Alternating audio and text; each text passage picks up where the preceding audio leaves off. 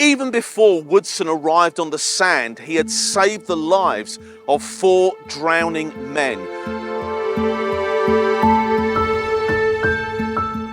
There's a commonly held view that there were no black soldiers present on the Normandy landing beaches. That is the reason why they are seldom depicted in movies like Saving Private Ryan. But the truth is different. There were nearly 2,000 of them here by the end of D-Day. Waverley Woodson was a black man who served in the US Army with distinction as a medic. This is his story.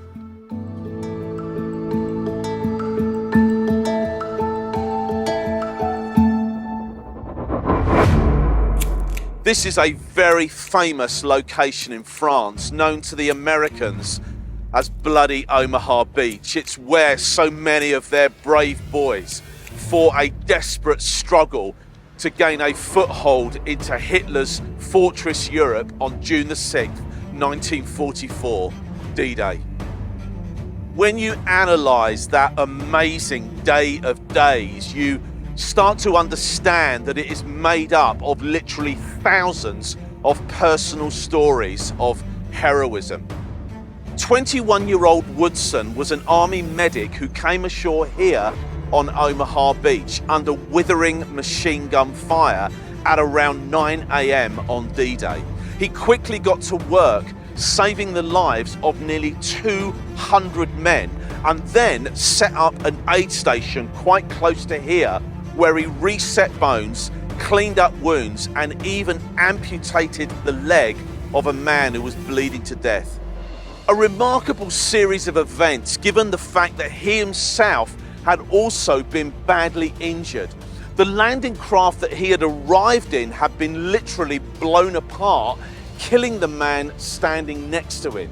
Even before Woodson arrived on the sand, he had saved the lives of 4 drowning men, administering CPR to every one of them at the waterline.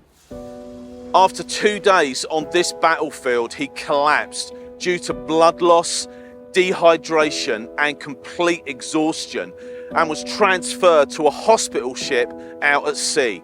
And then, true to his convictions and his remarkable dedication to duty, he was back on the front line within 3 days. During the days after D-Day, his commanding officer put his name forward to receive the Distinguished Service Cross. Other senior officers believed that his actions deserved the Medal of Honor, the highest award given to an American soldier for acts of valor beyond the call of duty. But it never happened. Did you know that hundreds of Medals of Honor were given out during the Second World War, but not a single one to a black soldier, even though over 1 million of them served in the conflict? Sometimes the winners do not get the prize. Sometimes they are overlooked completely. Decades after the Second World War, a US senator said this: Waverley Woodson saved hundreds of lives on Omaha Beach on D-Day, and the only thing that stood between him and proper recognition was the colour of his skin. This is an opportunity for the US military to right that wrong. And then, in January 1997, President Bill Clinton awarded 7 Medals of Honor to men of colour who had served in World War II. Waverley Woodson was not among them, and only one of them was alive to receive the medal. In 2005, Woodson passed away while his family was still campaigning for him to receive the award posthumously.